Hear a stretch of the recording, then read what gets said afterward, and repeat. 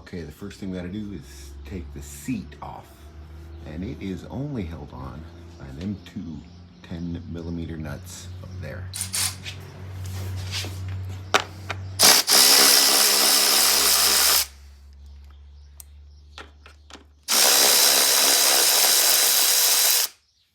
Now they have washers, lock washers. They're supposed to anyway. Looks like it's only got one.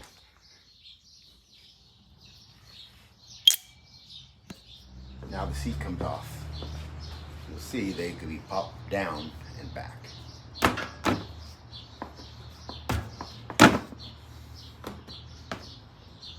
You can see this accepts this.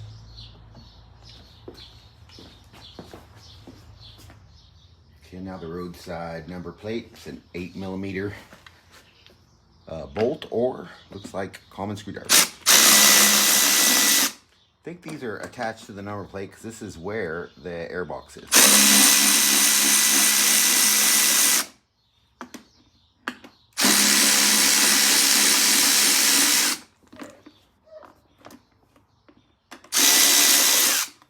Attached to the number plate, so you don't have to worry about losing them if you're going to clean the air filter.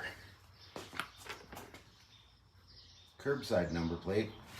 1 10mm or common screwdriver.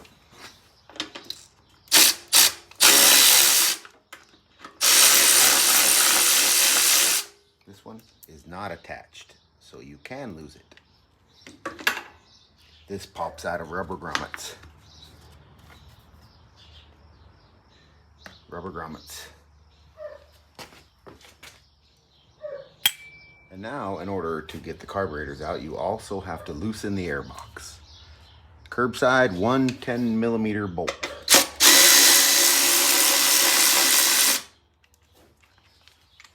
Top side, 2 10mm bolts.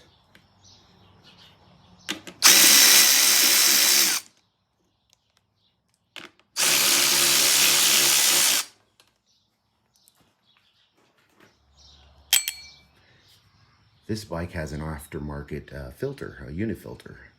Was really gummed up, of course, considering it's been sitting at least since 2007. Anyways, so I cleaned it and I re-oiled it. Is this too much oil? I don't know. Some forms say soak it in oil. Some forms say just spray it lightly on there. I kind of go in between. But this seems like too much oil. This is just going to create more... just more mud, not really dust, but this oily mud inside my airbox.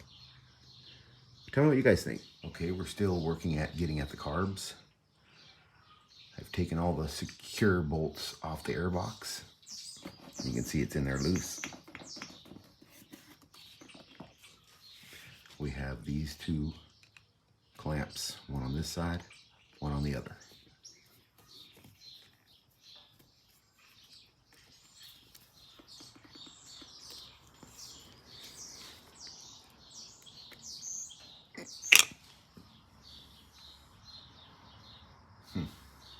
That clamp put on by me is kind of tight, and I'm stripping out the head of this screw. So my solution might be a different shaped head and my impact. Not at all. Okay.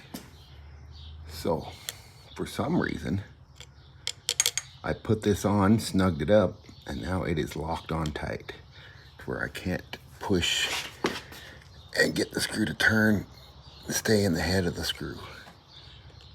So it looks like I can just pry that off of there. May not have even been on there very well. Oh yeah, it was, I see. It just pries off though. Pretty easy. We are going to address that screw problem after I get everything out of the way. Now to the curbside. Okay, let's see how well this screw works. This one's coming off easy. Okay, we gotta get this harness out of the way so we can wiggle the airbox back.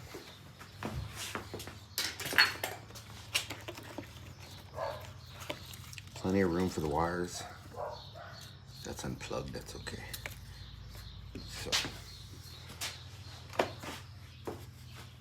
in order to get the air box out, we have to pop it on the other side of this. It's something like this here. See, it'll come off up there at the carb too. See that? And that's about as far as you can get that out of the way. It's just pull it back like that. You'll see that when you go to get the carbs out, you have to maneuver it between the jug and the frame. So the way this sticks out here is going to be a problem. And so this is what I did to take care of it. Like I said, I've had these out before. I just pop this up out of the way. But you see what it does? It deforms your clamp and your tube. So when you go to put it back together, you gotta make sure that has been formed back properly. Okay, now we've got the air box loosened up out of the way so the carbs can come out of here. We do the tank bolts. We're gonna start with the roadside, 8mm.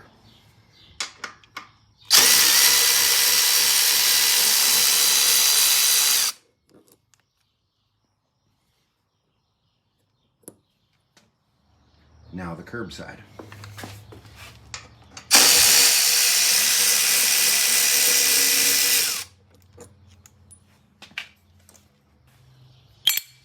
Okay, almost ready to remove the tank. We have this fuel line and the tank strap.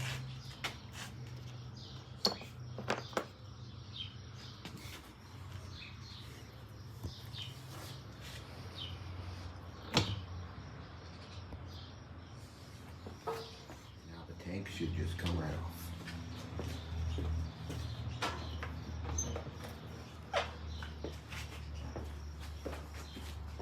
Got a pretty good view of the throttle cables. They have to be disconnected at this point. Got one here, one there.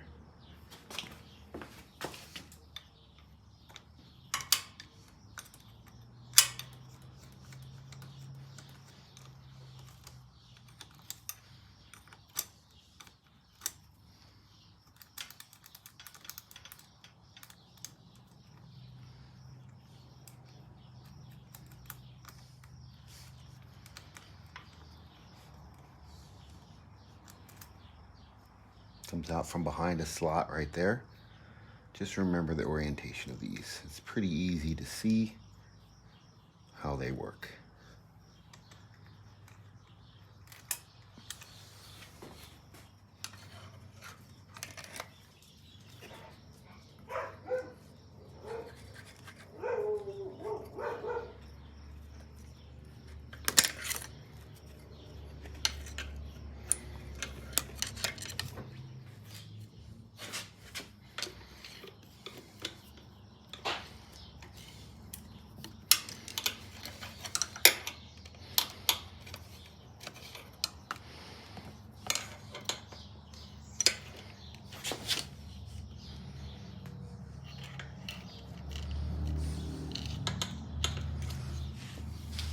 Okay, before we go any farther, we should drain the float bowls.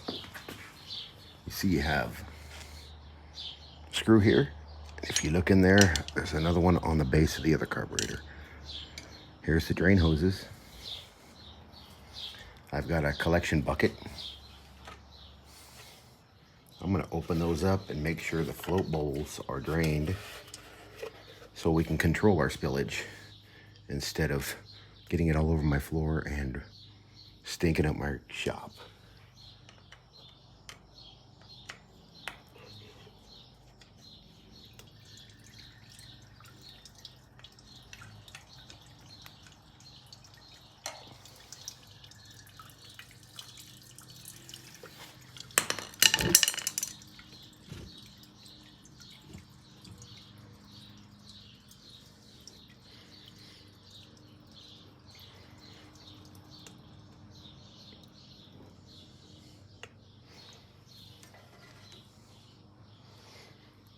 We'll close those back up again just so we don't lose them.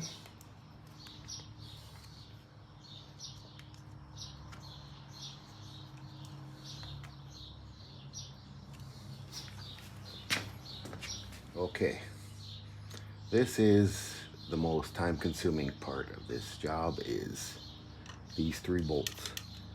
One up underneath there, one right there, and one right there. This one under here is like a quarter turn, if that, at a time, until you can get your hand up in there to spin it with your hands. And then to get it started again is kind of a bear. So I will get to that point and show you the technique that I've used with my hands to get that bolt out of the bottom that's very inconveniently placed.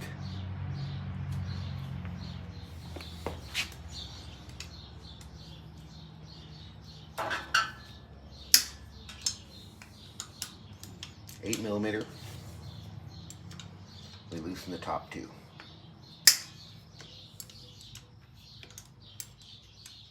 Just loose. I don't have an 8mm ratchet wrench, and I don't think you can get one up in there anyway. But the way I found is you have to use this wrench this way to get that bottom 8mm.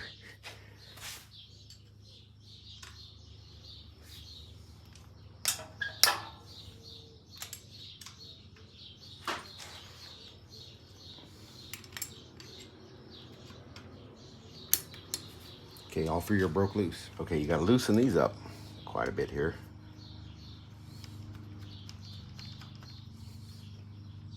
About that much, I'd say.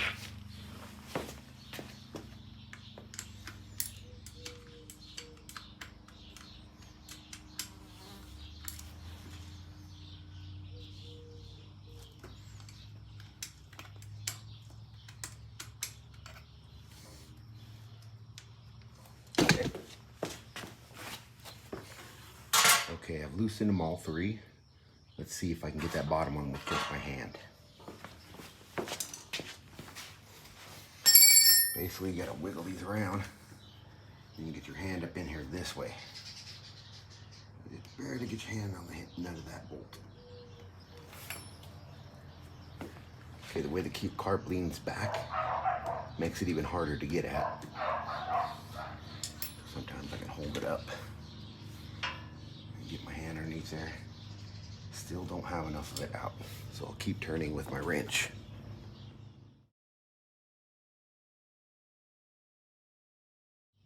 Okay, I've got it loose enough now.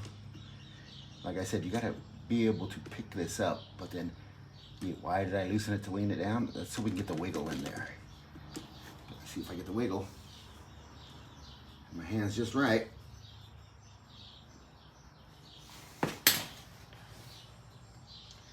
I can get some turns on it. There we go. Since these are very long-legged, I'm not gonna let you sit through that. Like I said,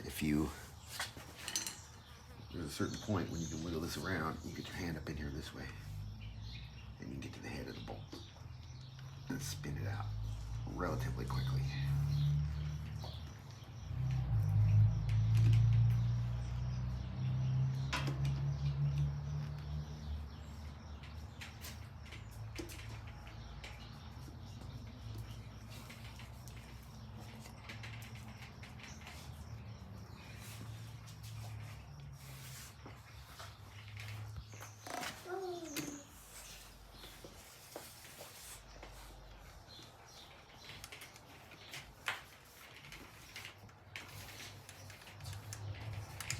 That bottom bolt does not come all the way out unless you take the manifold off.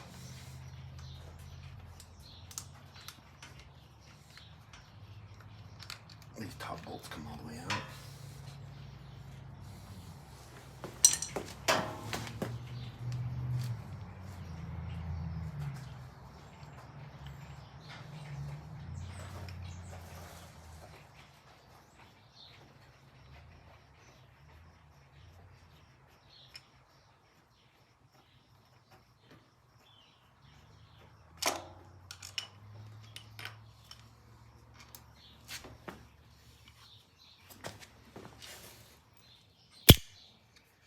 like I said, these carbs don't just slide out.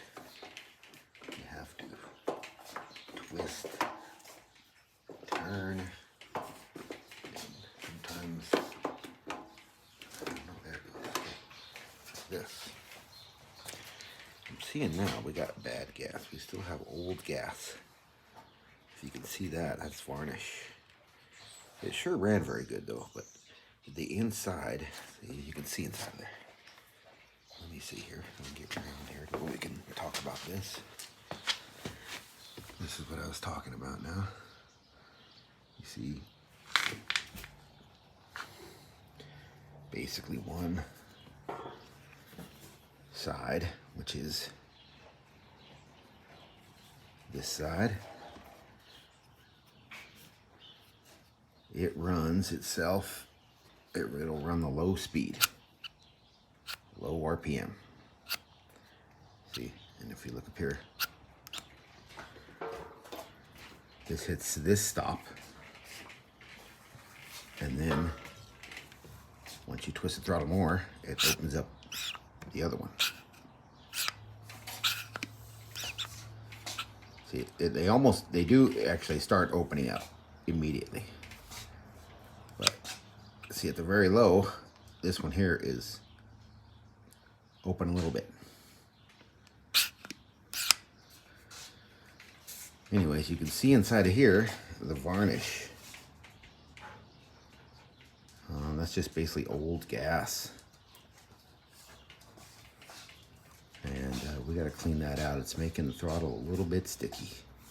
Also, it could be sticking the float valve.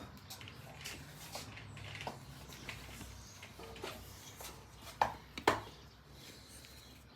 little bit different view.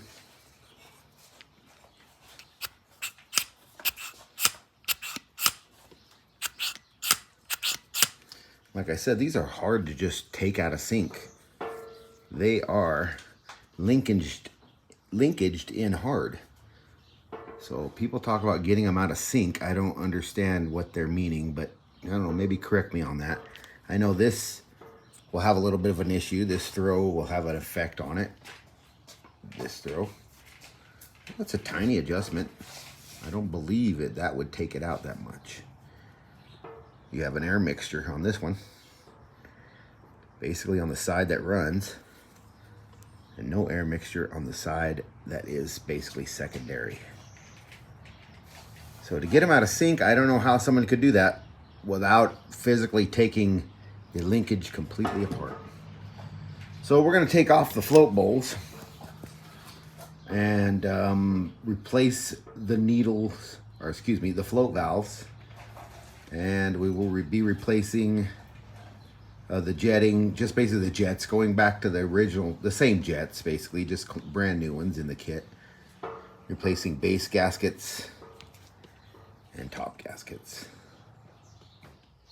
Okay, I got the carbs set out on my pig mats.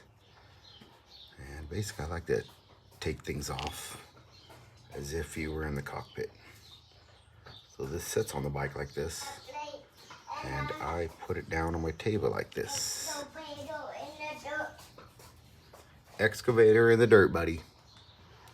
Okay, we're gonna pop off the overflow tubes.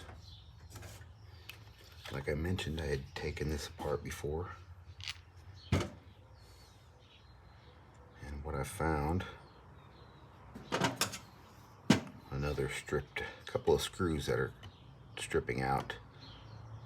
So I had to make a flat blade or a standard screw out of this Phillips.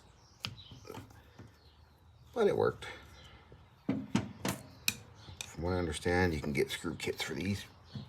Probably wouldn't be a bad idea. It doesn't cost that much. Kind of trying to keep the cost down to see how economical this adventure can be. There's a lot of videos out there with the guys on a lot of expensively nice motorcycles, which I don't have nothing against at all. Okay.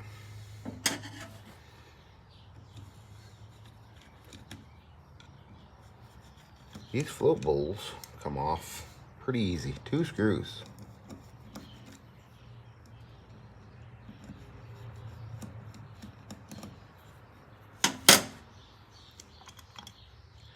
Like I mentioned, I had taken this apart and cleaned it up.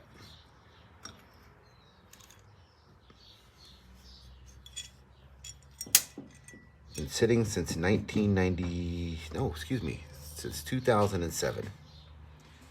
Okay, got the float bowls off. Like I mentioned before, I had already taken this apart, cleaned it, and now I've replaced these jets. I probably should have got that on video, so we'll take a couple steps backwards and show you what we did there.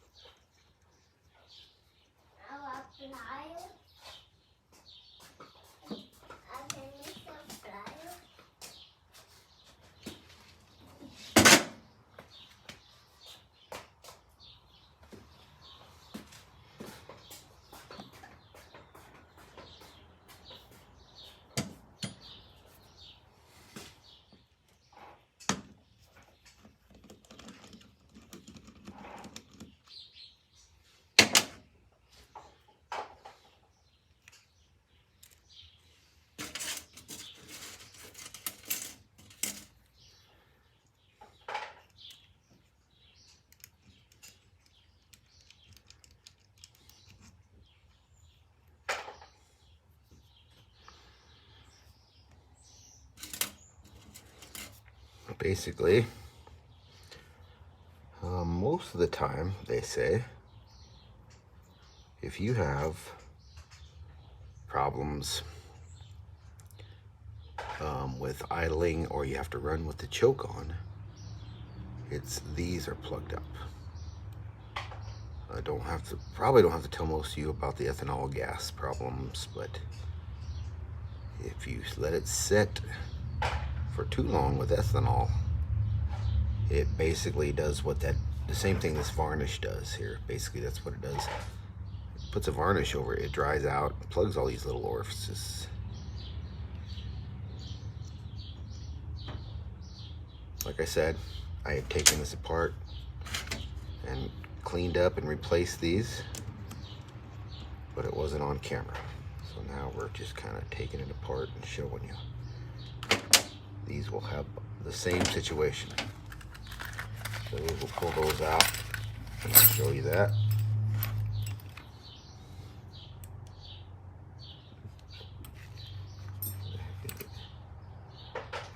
It's like a 6mm, but here we go. Maybe that's a 7. So same with these.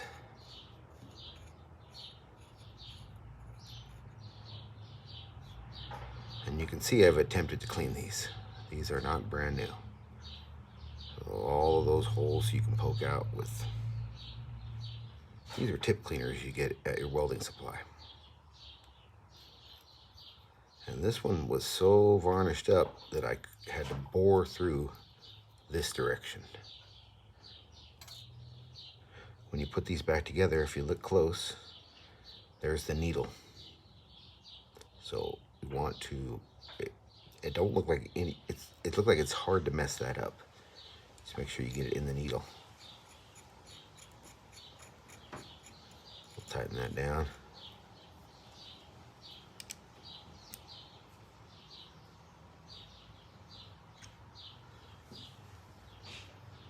Okay, I've already tightened that.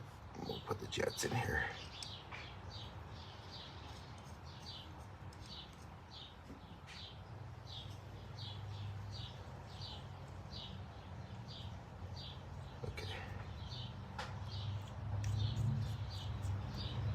I just matched the same jets that were in the bike.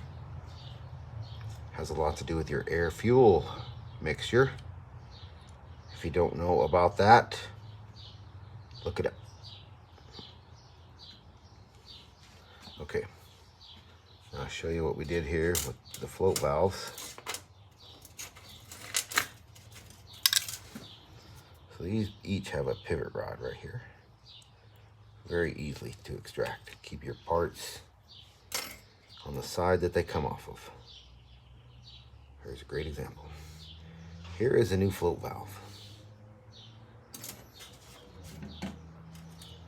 You can see this is, I do believe, a neoprene seal. Maybe not. It's a rubber seal. And basically, this what cuts off the gas whenever the float bowl fills up. Kind of like your toilet tank fills up your toilet tank, and basically shuts the water off when it gets to a certain point. It works in coordination with these float bowl. It was that easy to take those out and clean those and replace the float valves. They come in the kit.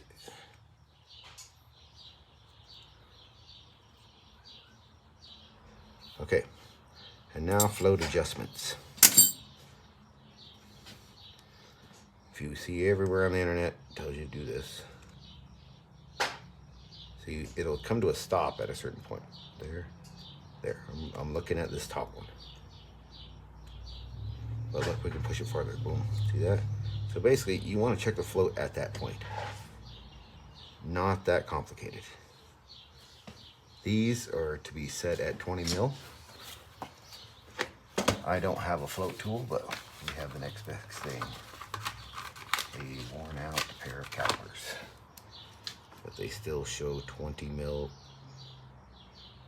20 mil, lock it down. Basically, 20 mil. So then what I can do, check that again, boom, right there.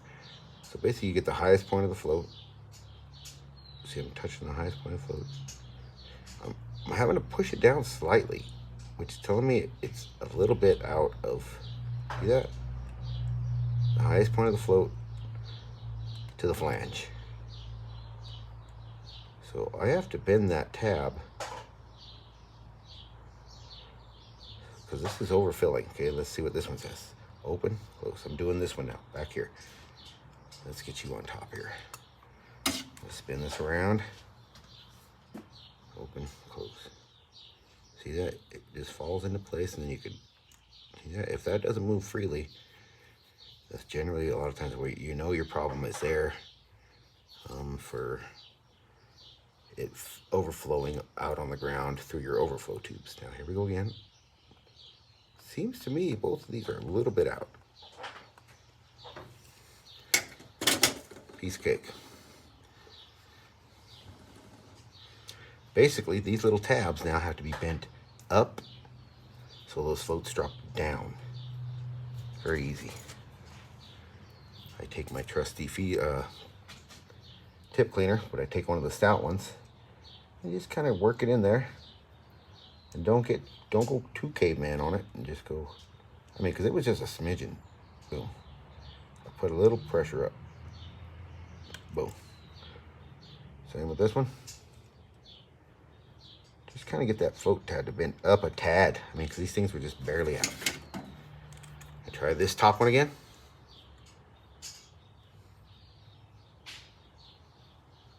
There.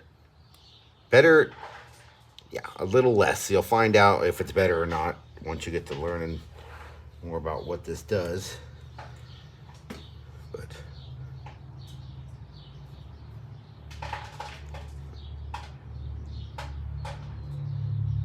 this one I didn't move any. Get it back around. Okay, trusty tip cleaner, big old tip cleaner. Okay, then fire that up just a smidgen. Come on, boom.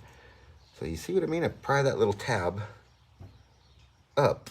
It's gonna make these fall down farther before it hits this stop. Remember, it goes farther. So if I bend that tab down, or sorry, up, it makes the floats go down farther till I can get this 20 mil that is the spec. And that's good. I'm gonna try a little less. You start doing a little less, then you start running the bike out of fuel, basically. So what you do, you run the bike out of fuel because it's meant to have so much fuel in the float bowls. So that's basically the reserve of fuel that's feeding the engine. And if this doesn't fill up enough, there's not quite enough to feed the engine, it starts starving. So there's all my parts separated, basically curbside, roadside. That's a great way to be. These pig mats are great. There could have been gas in this and that would have just sucked them all up. So we are gonna put this back together with new gaskets. Easy enough. I don't think we have to go through that, but I'll pick out this gasket right here. Look how much garbage is in there. Boom. Look at that, is actually stuck in there with varnished fuel. So I'm gonna pull this gasket out, and I got new gaskets. Yeah, we gotta do some cleaning. So then when I get this all back together and start to put it on the bike, I'll continue. I hope this helps. Okay, I forgot to mention, when you're doing your float height, of course we have two floats. And if one float, it's gonna basically pick the float that fills it up the most. So you must check both sides.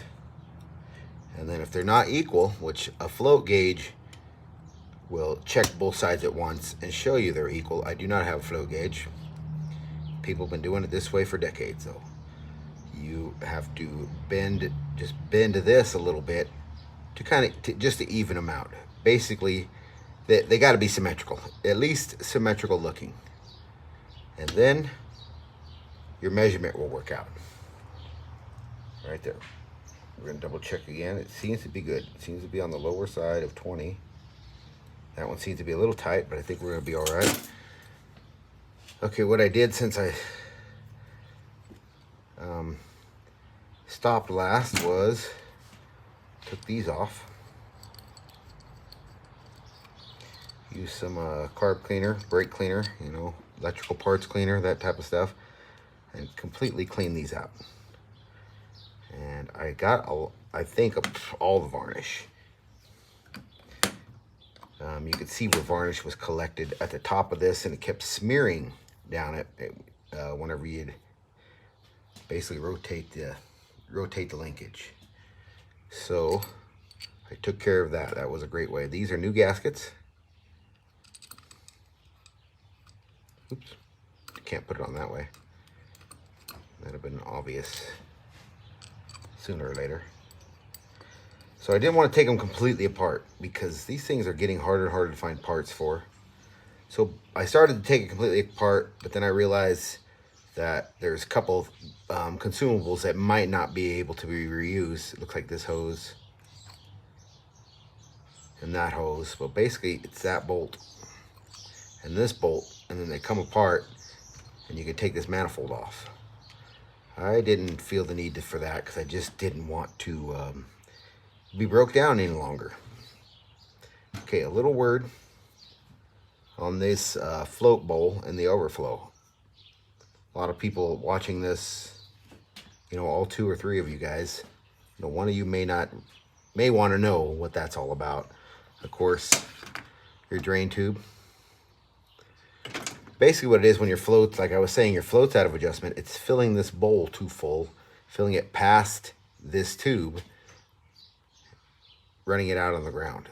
That you can immediately tell if you have a float out of adjustment or just some other feed issues that are in that basically float valve seat, and it's filling this so full that it's reaching the top of this tube, draining it out onto the ground.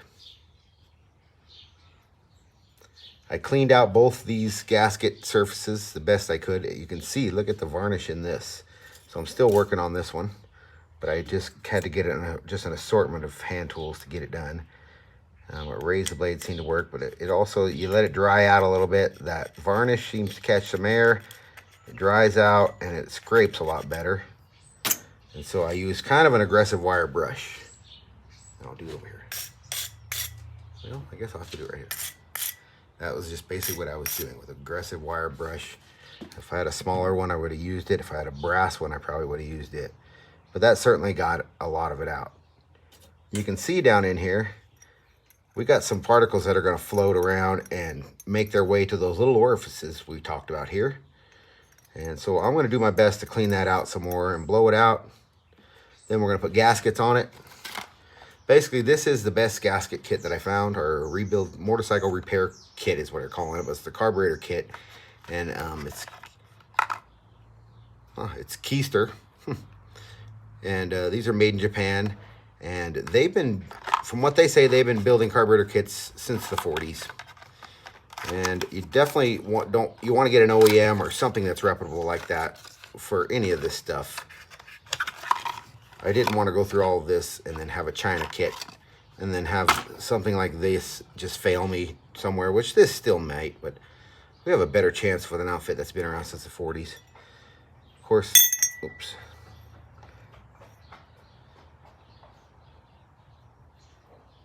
Here is the other jet for